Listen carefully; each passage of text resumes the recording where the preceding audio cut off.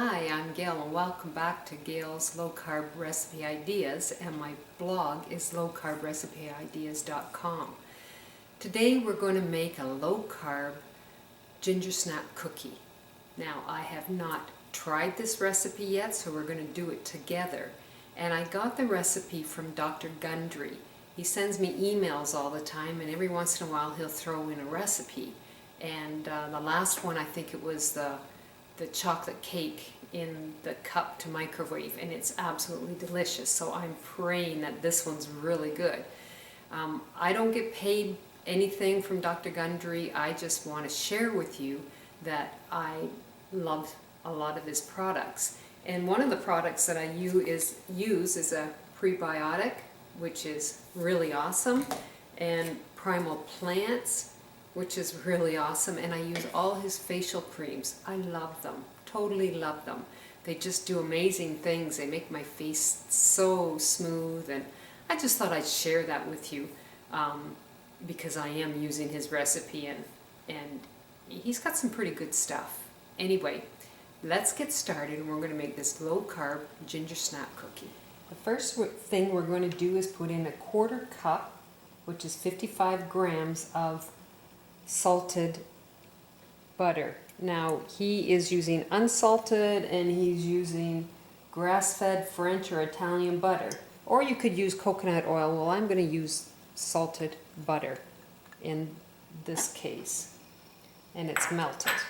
Okay, the next thing I'm going to put in is 1 cup of powdered erythritol. Now I always powder my erythritol.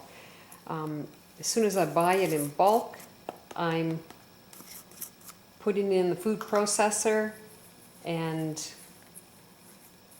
making it powder just because it's so much easier to work with. It bakes better than leaving it in the crystal form. Okay, the next thing we're going to do is I'm going to add in 1 egg. My eggs are from the farm.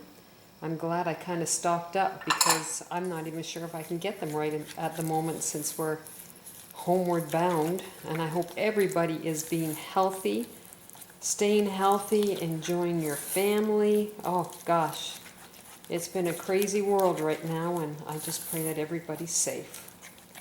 Now, the next thing we're going to add in is 1 teaspoon of almond extract.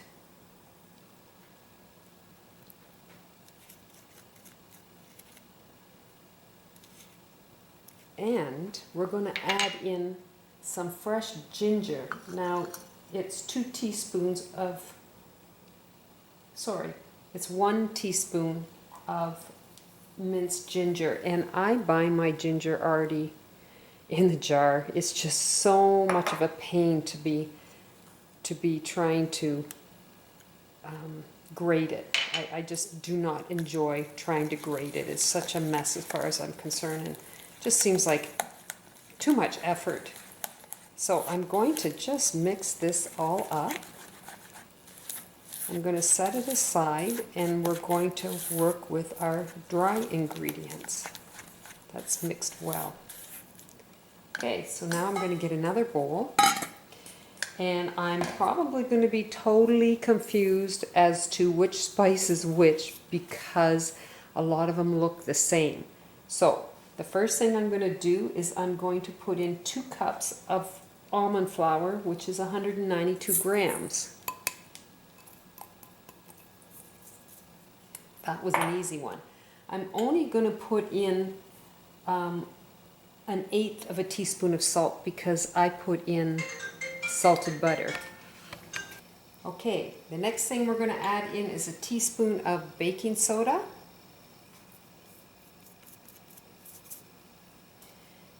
And 2 teaspoons of ground ginger. Most of my spices are Clubhouse spices, the brand name. And then we're going to add in a 1/4 teaspoon of nutmeg, a 1/4 teaspoon of ground cloves,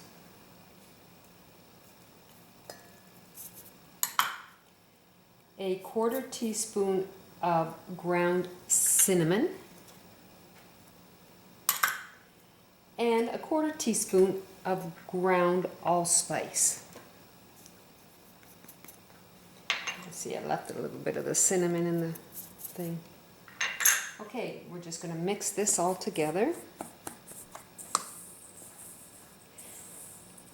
I just find it works so much easier to put all the measurements in the bowl so I can demonstrate to you guys as to what I've done instead of taking all the time to measure while I'm on the video.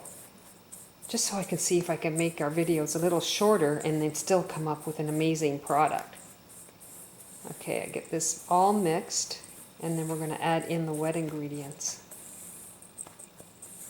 I'm going to do this all by hand. I don't think you have to, but that's what I'm doing with this. Okay, I think that's mixed well. So now let's add in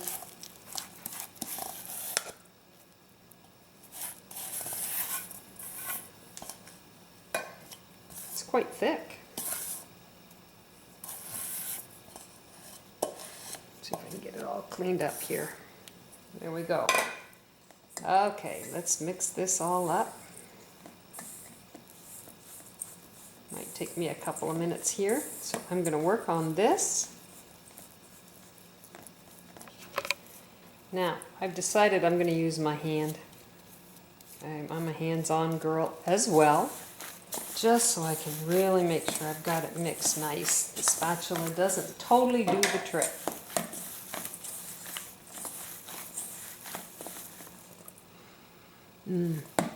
Smells good.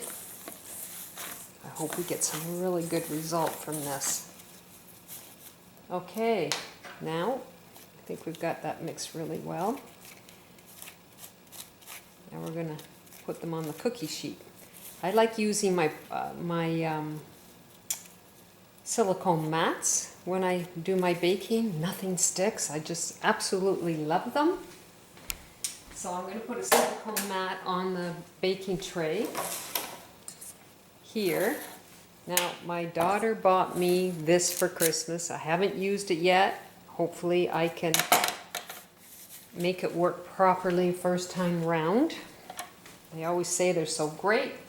So we're going to take a scoop.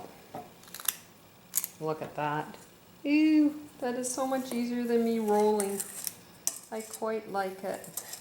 And they should be all consistent in size. Oh, this is fun. If you haven't got one, I'm going to say I recommend it. That's really cool. Okay, I'll fill up the trays and I'll be back with you. I love that scooper. It is amazing. So I ended up exactly like the recipe says. I got 24, if you can see. There's 24 all together. But what I'm going to do is I think I'm going to just, out of curiosity, they say don't press them down or anything, so I'm just going to press the last few down. And I just want to see what the difference is in its appearance. So it's going in the oven at 350 and it says between 12 to 15 minutes. So let's get baking.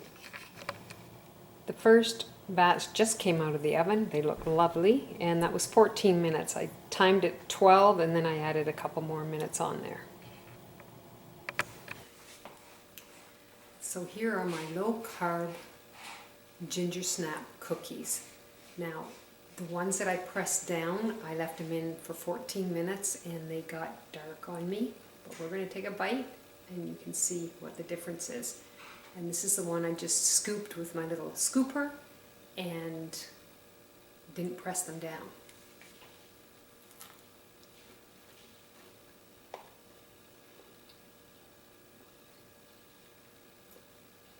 Great flavor.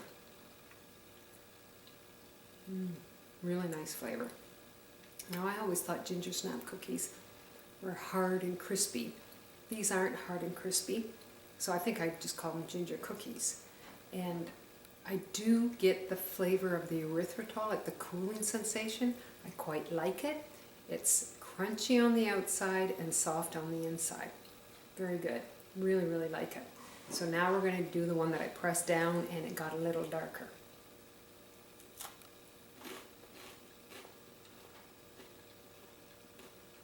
So, this one's very crunchy. It has a small coolness effect from the erythritol.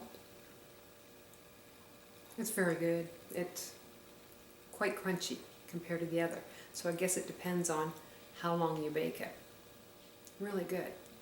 So anyway, they're from Dr. Gundry's email that I received. Quite tasty. I quite like them. Now if you like this recipe, you like some of my other ones, I'd love for you to go to lowcarbrecipe.ideas.com and try this recipe and try other ones. Now down below my video there's a subscribe button.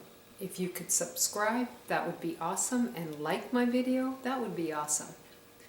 Anyway, you take care, everybody stay safe and be healthy, and we'll see you in the next video.